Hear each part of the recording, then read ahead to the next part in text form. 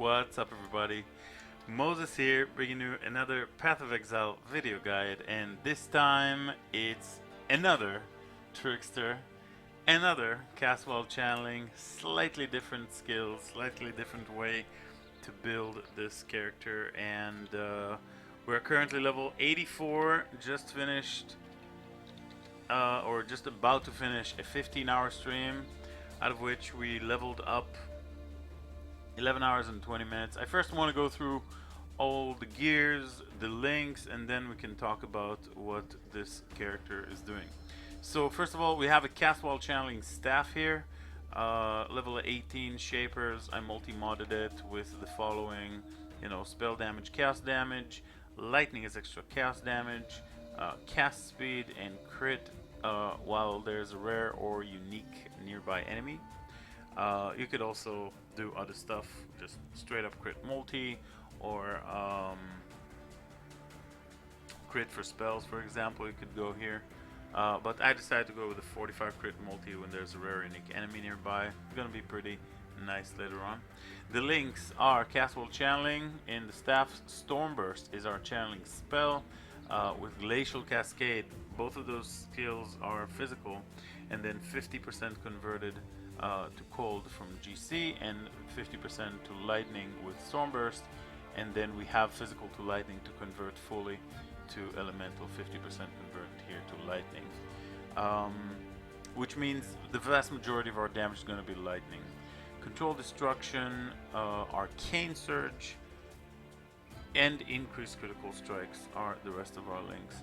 In the chest I have a utility Orb of Storms with Curse on Hit, Warlord's Mark, which is how we are leeching, right? Warlord's Mark, Curse on Hit, as well as Chain to spread out the, to spread out the curse as much as we can. Onslaught and Innervate support. Onslaught is giving us a really nice buff while mapping, but yeah, it could also change to Calling Strike or something like that. Ice Bite, whatever. And 6 link is absolutely not necessary. I just had it, and it fits very, very well with the build. But obviously, you don't have to go for this kind of setup. A 4 link here. We got cast when damage taken, Immortal Call with increased duration, and Val Righteous Fire. Of course, we are not casting Righteous Fire. We're casting Val Righteous Fire. Right, make sure that you have the proper Righteous Fire icon. If you cast this one, it will burn you until you have 1 HP, Monka, and then it will stop, and then it will start replenishing. But you want to make sure that you have your Val Righteous Fire on. Right? Cool. And yeah, that's when it benefits from the increased duration. And cast when damage taken is low level, it only will cast the Immortal Call with increased duration. It won't actually cast a high level Righteous Fire to burn you. So that you could use the Val Righteous Fire, which gives you a big more multiplier for all spell damage for a short period of time. About 7 seconds, so not that short. In the gloves, I just have Summon Stone Golem because I level up with it, and it's nice for the lab. But what we have here is Flame Dash, Faster Casting, and Calling Strike. Since we don't need Arcane Surge, we have it in the staff. And this is just Fist to Lightning that I level up because, yeah, at the moment I have no links over here. I am using an Elder Essence Worm. This is pretty expensive and absolutely not necessary. But in order to enable Mark of the Shaper, I needed the other one to be an Elder Ring. And usually we go with Elder Rings that have Warlord's Mark on hit, but this time around I went with Warlord's Mark Curse on hit with Orb of Storms, our utility setup, because I had the 6 link. So I thought, why not go for Wrath in our in our Essence Swarm of Elder to enable that 76% spell damage and the increased elemental damage, flat lightning to spells, 10% life. Really big Mark of the Shaper. First time I'm actually using an Essence Worm. It cost about 9 or 10 exalts, was pretty expensive, but you know. So yeah, why Wrath is because the vast majority of our damage of both, you can see right here, 1,960 to 3,000 lightning damage, right? It's converted, and then over here, a big part of our damage is going to be lightning, and all of this is spell. So this is giving us more lightning damage and enables our Watcher's Eye right now. That gets us, let's divine this, up to 15%.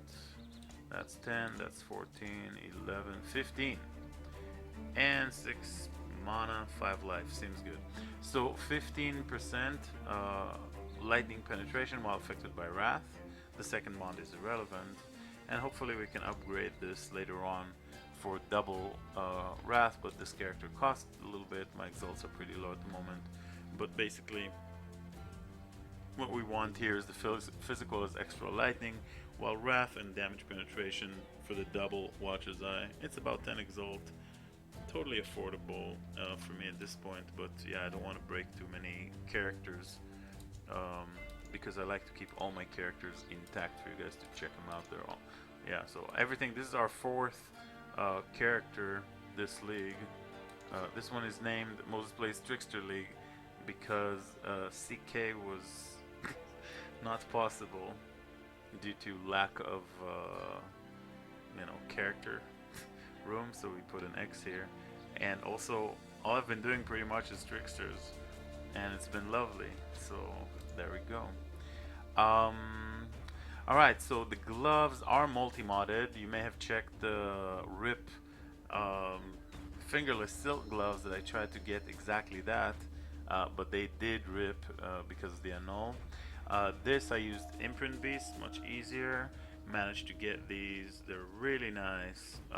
We have the damage during Flask effect, damage while leeching, and yeah, since we're constantly like leeching mana and life, it's kind of a global mod. It will also work if you're using an energy shield base, so damage while leeching, very powerful. Damage during Flask effect, damage against chilled enemies. Everything is chilled, right? Because we're Glacial Cascade, 50% of that, and we're critting. So 50% of that is cold, so everything's constantly chilled. And then global crit chance, elemental damage if you've crit recently, which is constantly happening because we are crit build. In the helmet, again, because we have most of our damage is lightning, 9% fossil crafted with metallic. Carcass Jack, because this is, AoE all over the place, right? The way that it works is, yeah, we're going to talk about the gameplay in a moment. And on the boots, I don't have good enchant. I tried. Hopefully we can get the penetration. If not, the attack and cast speed. For the flasks, we have our standard staunching instant life flask. At Series Promise, double dips because our spells are physical that then converts to elemental. So we get the 20 as extra, and on top of that, 15 of the entire thing. So our, Atziri Flask is actually kind of stupid in terms of how much damage it gives us. Yeah, it's a huge damage boost for us. Onslaught at the moment, just because I leveled up with it, and I do have an Onslaught over here, so we'll see what happens. Because Onslaught can now proc on rare or unique enemy. Right, it has 10% chance to gain for 3 seconds when you hit a unique enemy. So Onslaught for bosses is going to be pretty much up. We're probably going to change that perhaps to dodge, perhaps to the Salt Flask, but I'm keeping it now for the warding. Dowsing Flask here to remove burning. Burning is really painful sometimes when you're, Mind Over Matter, the degen, and you're taking damage from your mana pool and you can't cast your spells. If you can't cast your spells, you don't have your curse on hit, you don't leech, and then you die. That's actually what happened to me. So Dowsing Flask, and then poison immunity on the Pantheon right here already, and we've been taking Pantheon powers, and yeah, so heat, dowsing, warding, and staunching, and curing on the Pantheon. I just like to run this way. If you guys are not comfortable, of course you can do with your flask whatever you want. I just like to be, you know, ready for everything. The amulet I crafted with Jorgen. I bought it, I don't even remember how much for. But yeah, it has the global crit multi, area, tier 1 life, and then we got the 8% physical as extra, which is a pretty hefty chunk of damage, roughly 10k on our Stormburst. That is pretty much it when it comes to you know, when it comes to the gear. Oh, of course, I forgot. This is actually very important. So I reached a situation where I picked a Lyra. Sorry, I picked all bandits. I killed all of them, and I was kind of low on resistances. And trying to find a Stygian Vise that has these type of resistances was a big pain. And I also wanted to craft with fossils to get the increased elemental damage with prismatics. So I ended up not doing that simply because, you know, I had an issue with resistances because I'm using 2 uniques here, and this helmet only rolled a single resist, and this only rolled a single resist, right? So I had basically just the boots and the belt. I kind of got stuck to be able to get enough resistances to, you know, cap for my character so I won't die. And so I had to find a belt, any belt, and I've given up on flat damage. This is also important because if we look at the spells right here, normally you would see me 100% of the time run with Stygian Vise, but Stormburst, if you look at the under crit chance, you see effectiveness of added damage. It says 25%. Okay, so 25% is extremely low. Glacial Cascade is not as low, but still pretty low. If we remember Ice Traps from a few build guides ago, the damage effectiveness there was buffed from 90%, which was already way higher than both of these, to 150% damage effectiveness, which means you're getting a 50% more multiplier on Ice Traps. With Glacial Cascade, you're getting a penalty when you're adding flat damage. Stormburst, you better not even add any flat damage whatsoever, because like it's not gonna matter.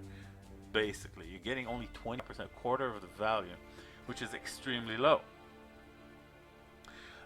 Which brings me to the point of why I ended up not even getting a Stygian Vise, because, you know, Stygian Vise belts, you stack some, you know, let's see if I have any example here. Chaos damage to spells, chaos damage while holding a shield, for example. So I would craft something like lightning damage to spells, or physical damage to spells, physical while holding a shield, flat, and then it would be added to the, you know, Stormburst and Glacial Cascade, but in this case it would suffer a massive penalty. So it's not even worth, in my opinion, to stack, you know, flat elemental damage to spells for these particular spells.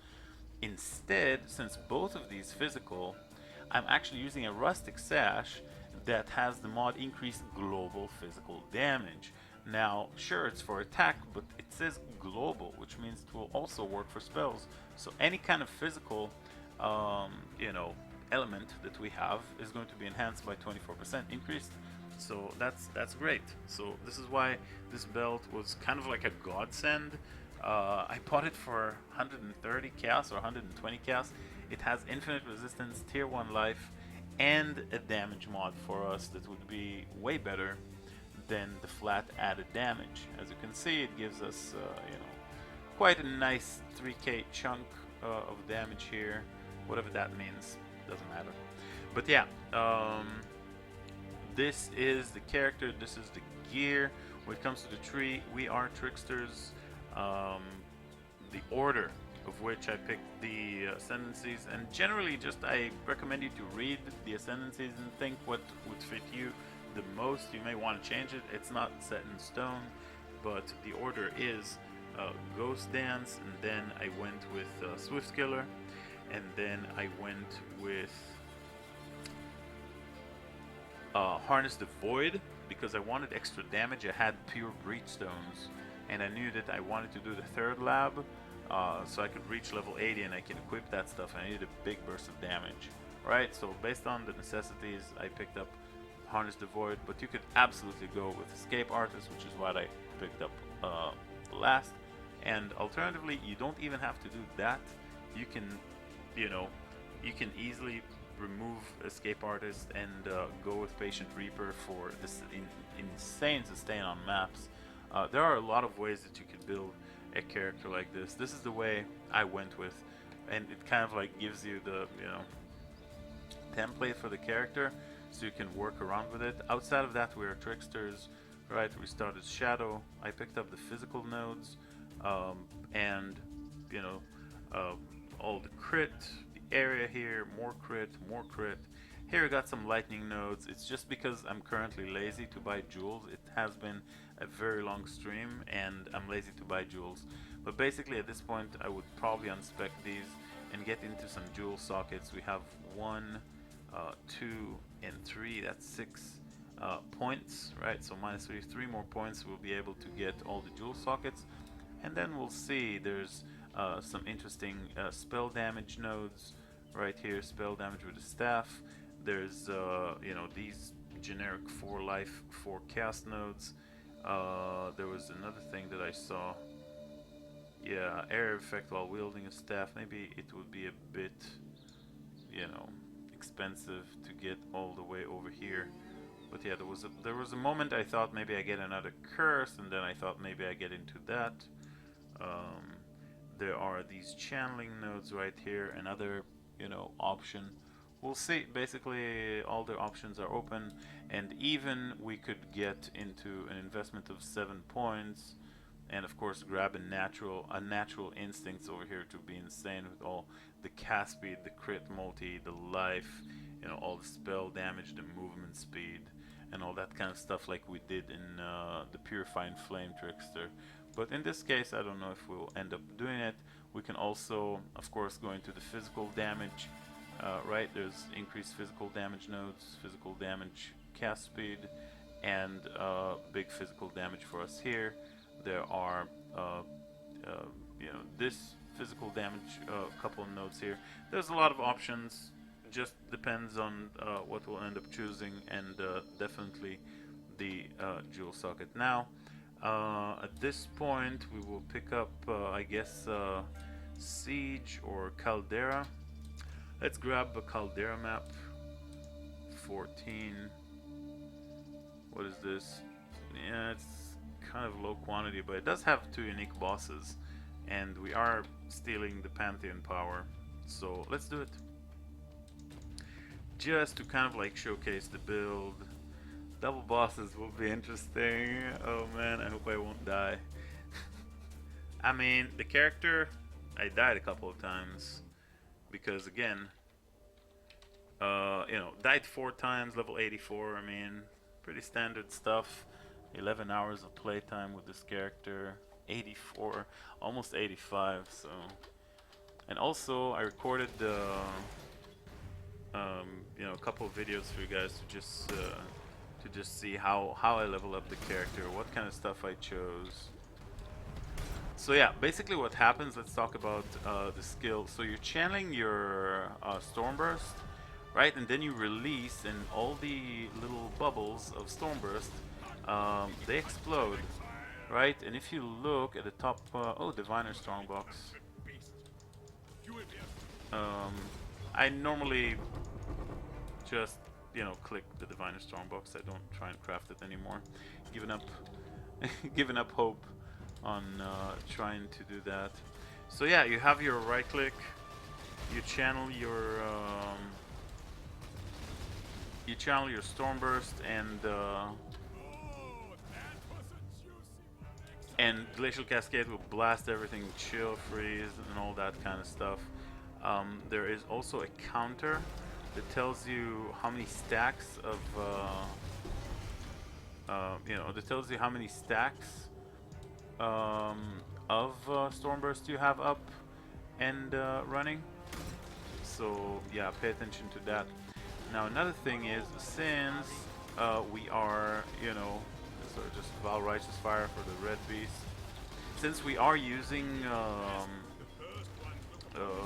you know, curse on hit, then we're dropping our orb of storms like instantly. We're teleporting to the monsters, dropping our orb of storms kind of like instantly, and this just kind of allows us to get leech because, you know, we're mind over matter, right? So we don't want to ever run out of mana, we don't want to ever run out of life, and this is why I decided to go with okay, this is why I decided to go with chain over here, although I normally don't do that, simply because I want to make sure that all the monsters are cursed. And with the big AoE from the Templar nodes and Carcass Jack, that's all. And I guess gem level, really everything is cursed, kind of like all the time. So that feels pretty good. And as you can see, this is like Trickster, and we're blasting. I think they're dead. Yeah, both died. We're blasting, like the damage is ridiculous. Okay, I mean. It's pretty stupid and it's pretty fun, and yeah, you get your free frenzy charges and power charges for channeling because we're tricksters, right? So that's always happening. You don't need power charge on crit, you don't need ice bite or, you know, any other way to generate your charges this way. While you're mapping, because your warlords mark on hit, you get your endurance charges, so you get some mitigation that way. And the build is very, very solid. Of course, there's always ways to, you know, my gear is pretty solid and expensive and whatnot, and you don't have to go there. I mean, there's no real reason to pay all that much. It's just that, you know, I got the currency and then I have the whole week to farm with this character that I made and paid roughly 20 exalts, maybe 25, and you know, we're going to get another 20-25 exalts throughout the week that we're going to be farming, and next week there's going to be another 20-25 exalt character. That's kind of like how I roll, you know? You make a character, you farm with it, and then you get currency for the next character. Just like we did with the Breedstones, by the way. I think I had like 15 or 18 or 20 Breedstones that we ran just because I was farming, and I'm always farming with breaches, so for the next character it's very easy for me to level up so quickly. Because I'm running Breedstones as soon as the character kills Kitava, and then I pick up all the pantheons. That's kind of like the way I roll. And yeah, I believe this would be it. That's a very fun character. I'm enjoying it a lot. I hope you guys enjoyed the video. Maybe I'll get into. I'm so lazy. I should really buy jewels.